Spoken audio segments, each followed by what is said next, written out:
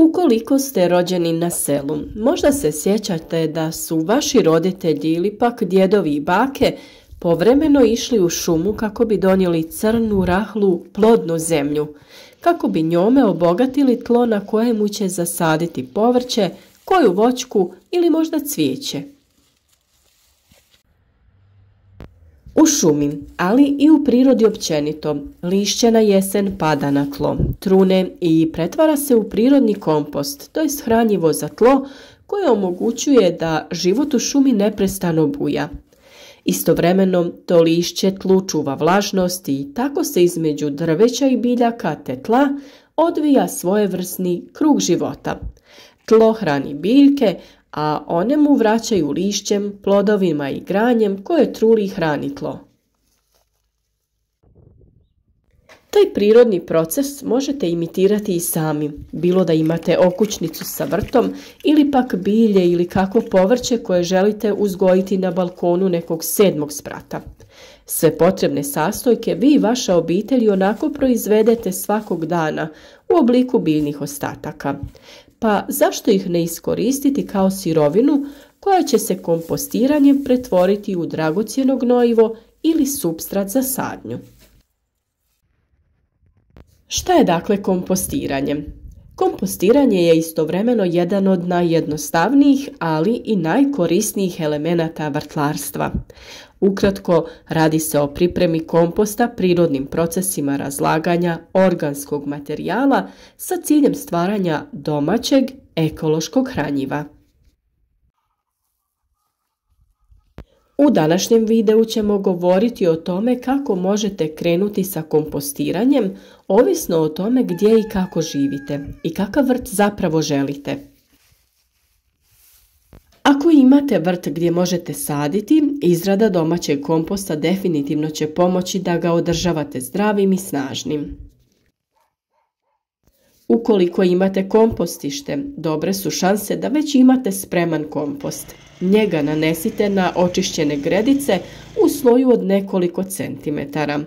Ukoliko još nemate svoj kompost, ovog će vam puta poslužiti i stajsko gnojivo. Nakon što grabrema rasporedite kompost ili stajnjak, na njega nanesite dobar sloj slame. Ostatak posla do proljeća će umjesto vas odraditi snijeg, kiša i hladnoća.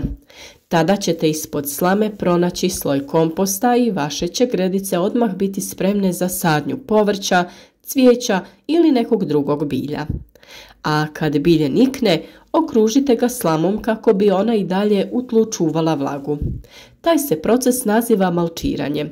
O tome neprestano pričamo kroz naše video savjete i uvijek preporučujemo. A sada nešto o tome kako napraviti kompostište. Ukoliko po prvi put radite svoj kompost, prvo što vam je potrebno naravno jeste kompostište. I da, ono zaista može biti tek hrpa biljnih ostataka u zabačenom kutku vašeg vrta, no mnogo je elegantnije napraviti vlastito kompostište. Osim što će vam vrt tako biti uredniji, sam proces kompostiranja biti će u potpunosti u vašoj kontroli, a i rezultati će biti bolji. Ukoliko vam prostor to dopušta, napravite kompostište zapremine 1 kubnog metra. Zamislite kocku koje su sve stranice duge po 1 metar, bez da ima dno i pokrovnu stranicu. Najjednostavnije ćete ga sagraditi tako da nabavite drvene letvice malo duže od 1 metra, te ih posložite i spojite naizmjenično rebrasto, kako bi kompost na svim razinama bio lijepo prozračen. Dakle, ponešto letvica, čekići, čavli ili bušilica i šerafi su sve što će vam biti potrebno. Također, vrlo korisne vam mogu biti i palete koje ćete samo pričvrstiti. Kompostište svakako pozicionirajte na zemljano tlo, ne na beton ili nekakvu drvenu ploču. Poželjno je da bude u sjeni, a ne na izravnom suncu, no isto je tako bitno da nije na mjestu gdje se nakon kiše dugo zadržava voda. Mi smo napravili 3 odjeljka našeg kompostišta, no o tome ćemo nešto kasnije. A sada idemo o pripremi komposta. Prirodne sastojke za kompost vrlo jednostavno dijelimo na zelene i smeđe. Zeleni sastojci su pokošena trava, korov, ostaci povrća, zeljaste vrtne biljke i kuhinski otpad. Dok su smeđi sastojci granje, korijenje, karton, novinski papir, suho lišće i slama. Ključ pripreme dobrog komposta međusobni je omjer zelenih, to jest vlažnih, te smeđih, to jest suhih sastojaka. Zeleni sastojci u kompost donose dušik, a smeđi ugljik. Omjer koji se preporučuje je 3:1 ili 2:1 u korist smeđih sastojaka. Važno je naime da kompost bude optimalno vlažan. Ukoliko je previše vlažan, dodajte mu smeđih sastojaka. Ukoliko je suh, dodajte mu zelenih sastojaka ili vode. Priprema sastojaka za kompost veoma je jednostavna, a jedno od najbitnijih pravila je da usitnite sve što se može, bilo rukama, bilo vrtnim škarama, jer grane i neki krupniji sastojci dosta dugo se onda razgrađuju. I tako, sada imate kompostište i punite ga sa sastojcima.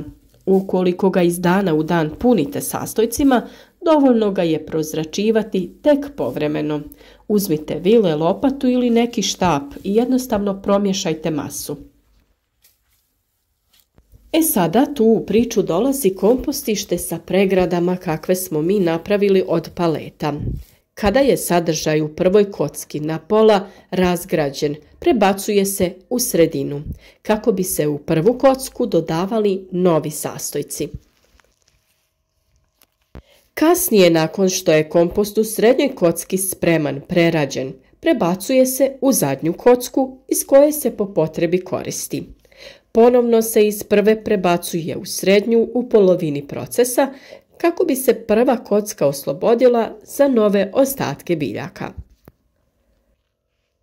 Na taj način uvijek imate kompost u 3 različita stadija i uvijek imate dio komposta koji je spreman za korištenje.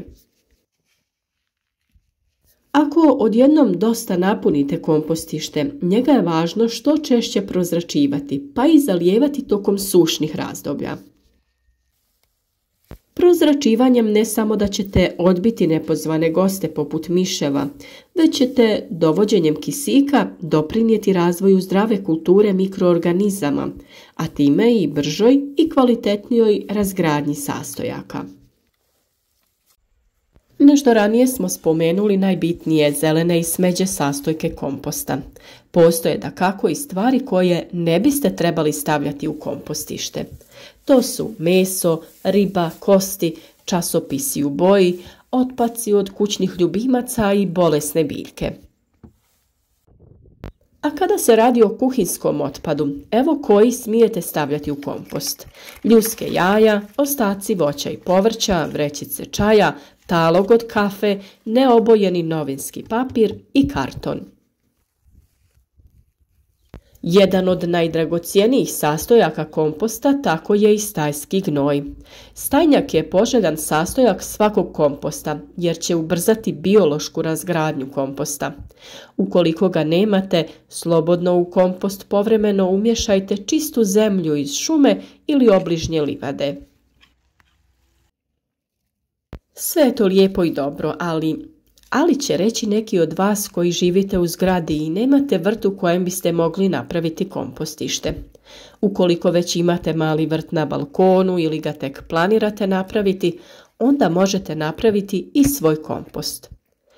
Ono što će vam trebati je nekakav koš ili kanta sa zapreminom od oko 75 litara. Bitno je da na poklopcu ima otvor ili rupice, baš kao i pri dnu, zbog prozračivanja. Sve ostalo je isto kao u vrtu. Brinite o vlazi, sastojke izlomite na što manje dijelove i povremeno pomiješajte cijeli sadržaj. I slobodno povremeno u parku uzmite ponešto lišća, pokošene trave ili grančice. Kompost će vam biti zahvalan. I za kraj ponovimo gradivo. Kvalitetan kompost trebao bi biti temelj svakog kvalitetnog vrta. On će poboljšati plodnost tla, spriječiti njegovo zbijanje te blagotvorno utjecati na zdravlje biljaka. I što je isto tako vrlo bitno i što ste mogli naučiti iz ovog videa, kompostiranje je vrlo jednostavno, a vaš će vam prvi paradajz na njemu biti nevjerovatno zahvalan. Često ste mogli čuti da kažemo da je dobro uhranjena biljka zdrava i otporna biljka, a kompostiranje će vam upravo u tome pomoći. Pratite redovno naše savjete kako bi vaša avantura vrtlarenja bila što uspješnija i naš trud nagradite sa lajkom, pišite nam vaša iskustva u komentarima i uživajte u zdravim biljkama s nama.